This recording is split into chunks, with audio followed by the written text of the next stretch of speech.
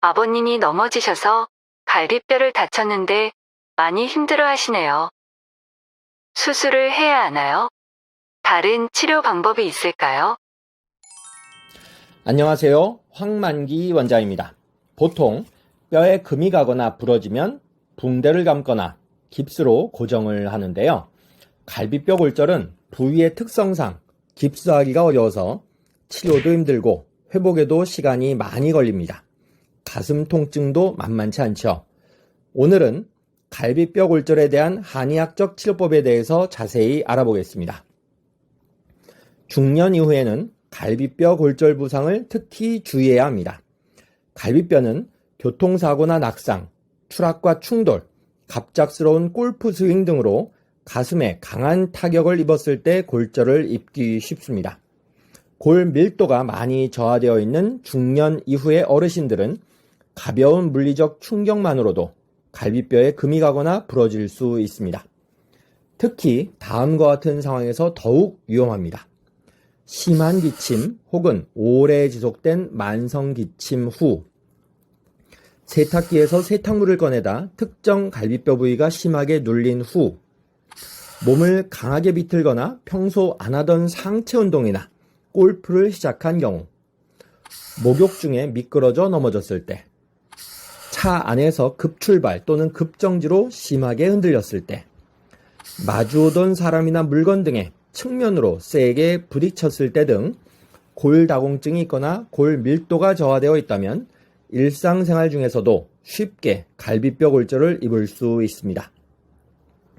심호흡 또는 기침할 때, 몸을 틀거나 눕고 일어날 때 거동이 힘들 만큼 심하게 아프고 누르면 통증이 심해서 촉진조차 거부하게 된다면 갈비뼈 골절을 한번 의심해 볼 수 있습니다.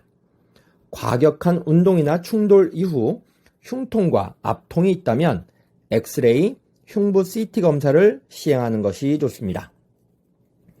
갈비뼈가 골절되었을 때 흔히들 안정을 취하라고 하죠.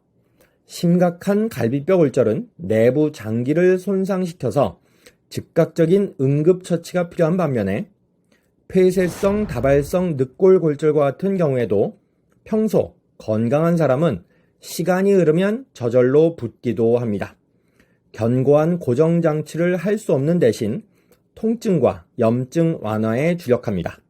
무리한 활동보다는 안정을 취하고 가벼운 산책으로 혈액순환을 돕고 골절 합병증을 주의하세요. 하지만 고령층의 갈비뼈 골절은 상황이 조금 다릅니다. 거동이 불편하여 내원 치료가 힘들기도 하고 회복을 돕는 산책조차 불편하기도 합니다.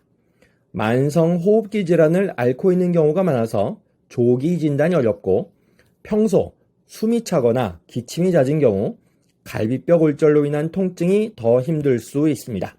또한 무기폐, 폐렴 등 호흡기 합병증으로 치료가 어렵고 중간에 입원하는 경우도 생깁니다. 갈비뼈 골절을 회복하는 동안 한약 치료를 병행하면 회복에 큰 도움이 됩니다. 이미 과학적으로도 임상 효과가 입증된 갈비뼈 골절을 위한 한약 처방으로 뼈 재생과 뼈 접합을 도와 갈비뼈 골절 부위를 빠르게 회복시켜 줍니다. 손상 부위의 기혈 순환을 도와 통증과 염증을 완화합니다. 또한 건강 상태에 맞는 체력 증진용 한약을 추가해서 기력을 함께 북돋아 주는 것이 좋습니다. 특히 60세 이상 고령층은 한약 복용과 영양 보충, 적절한 후유증 관리로 갈비뼈의 빠른 회복과 기력 증진을 도와야 합니다. 갈비뼈 골절의 회복을 돕는 생활관리는 자두, 푸른 등 비타민 K가 풍부한 뼈 건강 음식을 섭취합니다. 칼슘과 비타민 B2가 풍부한 두유, 치즈 등을 섭취합니다. 과학적 근거를 갖춘 골절, 골다공증 치료 한약을 꾸준히 복용합니다. 지팡이를 짚고 적절하게 산책하여 혈액순환과 심폐 기능을 돕습니다. 당귀차를 하루에 한두 잔 섭취하는 것도 뼈 건강에 도움이 됩니다. 이상 갈비뼈 골절과 한약 치료에 대해 알려드렸습니다. 감사합니다.